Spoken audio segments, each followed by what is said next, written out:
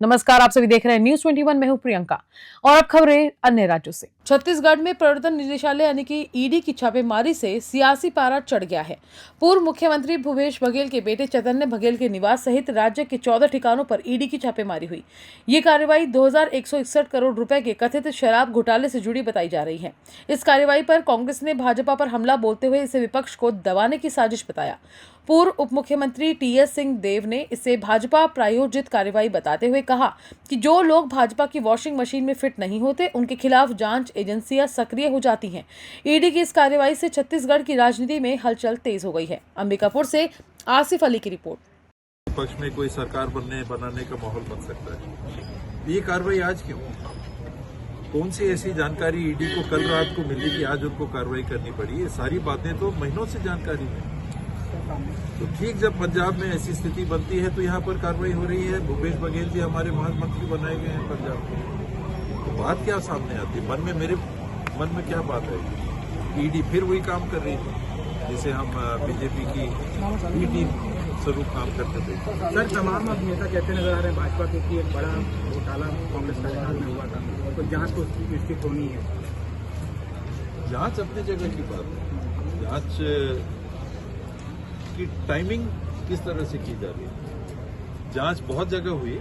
एक भी भारतीय जनता पार्टी से जुड़े किसी संदर्भ में, किसी मामले में जांच आपने सुनी? केवल घोटाले नॉन बीजेपी वाले लोगों के यहाँ ही होते हैं। ये पाक साफ है।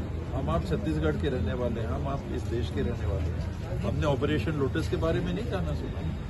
क्या होता है ऑपरेशन लोटस के संदर्भ में, क्या आदान प्रदान होता है, हमको जानकारी उसकी नहीं मिलती या सुनने में नहीं आता। ये सुनी सुनाई बातें हैं। कौन सी जानकारी मिली? आपने दिल्ली के मुख्यमंत्री जी को बंद किया, क्या हुआ? तो बाबा, ये इतना होने के बावजूद, इतना जानने के बावजूद भी कोई एक बड़ा राष्ट्रीय स्तर पे कोई बड़ा प्रदर्शन या कोई विरोध दिखाई नहीं देता कांग्रेस का। कांग्रेस ने हमेशा आवाज उठाई है इसके संदर्भ में, और आप समय के साथ देखिएगा तो और मूवमेंट इसमें बनेगा ही बनेगा। एक तरफ संवैधानिक पद है, उसकी भी मान सम्मान और मान्यता को बरकरार रखने की जवाबदारी भी विपक्ष की होती है। अगर आज हम विपक्ष में हैं तो संविधान के ढांचे के अनुरूप और उसके प्रावधानों के अनुरूप जो संस्थाओं को अधिकार दिए गए हैं, आखिर ये देश चलेगा कैसे?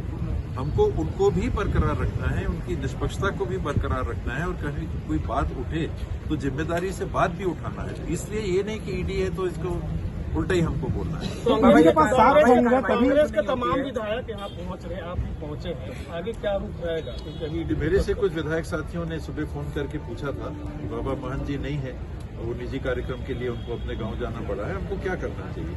मैंने कहा अपने तरफ से मैंने यही सलाह दी कि आपको आवाज विधानसभा में भी उठानी चाहिए और समय जैसे ही मिलता है यहाँ आना चाहिए।